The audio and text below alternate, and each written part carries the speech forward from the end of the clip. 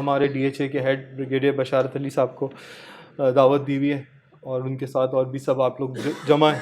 جب ہم نے یہ پروجیکٹ پیلیکن مال اور سوئس انٹرنیشنل ہوٹل یہاں پہ لانچ کیا تو شروع میں نے آپ سے یہ وعدہ کیا تھا کہ جس طریقے سے ایک انٹرنیشنل پروجیکٹ ہوتا ہے یا کوئی ایک ملٹی نیشنل کمپنی ہوتی ہے، وہ اپنے لوگوں کو ساتھ لے کر چلتی ہے اور لوگوں کا خیال رکھتی ہے، کنسٹرکشن بھی کرتی ہے، ڈیلر کمیونٹی کو بھی اوبلائج کرتی ہے، اور جو وعدے کرتی ہے وہ درجن 13 کرنے کی کوشش کرتی ہے، یعنی اوور ڈیلیور کرنے کی کوشش کرتی ہے. تو آپ لوگوں نے یہ دیکھا ہوگا کہ جب سے جنوری سے ہم نے یہ لانچ کیا، شروع میں تو شکوک و شبہات تھے، لیکن آہستہ آہستہ جیسے جیسے وقت ساتھ چلتا رہا، آپ لوگ پہلے تکلف سے، پھر ہمت سے، پھر آگے بڑھتے گئے، اور آپ نے یہ سفر طے کیا. یہ 200 یونٹس کا آپ کو فگر دکھ رہا ہے یہاں پہ.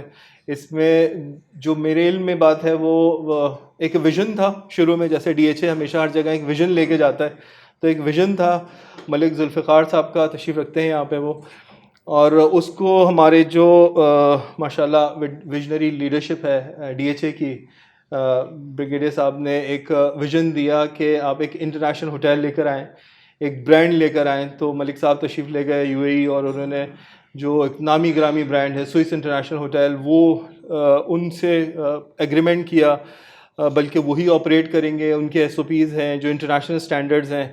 تو ریویمپ کیا گیا پورے مال کو اور ہوٹل کو، اور جو آرکیٹیکٹ ہیں وہ بھی پاکستان کے ٹاپ 5 آرکیٹیکٹس میں سے آتے ہیں، حسین رضا صاحب. انہوں نے اس کو دوبارہ سے ڈیزائن کیا، اور اس کے اوپر ہمیں شکوک تھے کہ بھئی یہ کیوں ڈیزائن ہوا ہے، کیا چیزیں ہیں. تو ہمیشہ جو ترقی کا سفر ہے، یہ جو اپنی کریکشن ہوتی ہے، یہ جو آگے بڑھنے کا جو عمل ہوتا ہے، وہ تکلیف دہ ہوتا ہے. تو آپ نے اس کو ایکسیپٹ کیا، مارکیٹ نے ایکسیپٹ کیا.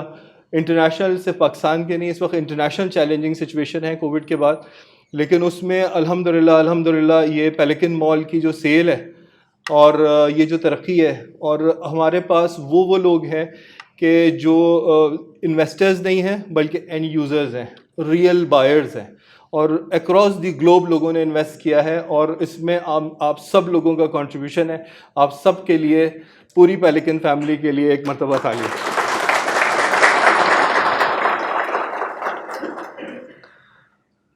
قرآن کی آیت ہے کہ انسان کو نہیں ملتا سوائے اس کے جس کی وہ کوشش کرتا ہے.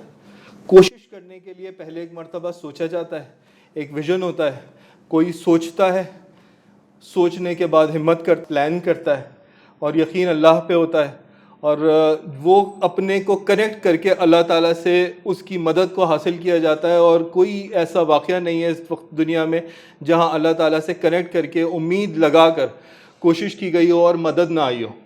ایک ویژن لے کے چلے. ملک صاحب کے لیے بڑے ٹینشنز تھے، شروع میں انہوں نے مجھ سے شیئر کیا. پہلے ایک ویژنری لیڈرشپ یہاں پہ تھی، وہ ایک حد تک لے کر چلی. پھر چونکہ نیت صاف تھی، نیت خالص تھی، اللہ نے ایک اور راستہ دکھایا، ایک اور لیڈرشپ آئی. میری صورت میں جس نے انٹرنیشنل پروجیکٹس پہ کام کیا ہوا ہے، جس کے لیے یہ پروجیکٹ نیا نہیں ہے، میں اس کے 4 گنا بڑے پروجیکٹ بنا کے ڈیلیور کر چکا ہوں. تو میں ان انٹرنیشنل آرکیٹیکٹس کے ساتھ کام کر چکا ہوں، تو ہمیں ایگزیکٹلی پتہ ہے کہ ہم کدھر جا رہے ہیں. ہمارے پاس انشاءاللہ ہم عنقریب اناؤنس بھی کریں گے جو برانڈز آ رہے ہیں اس مال میں.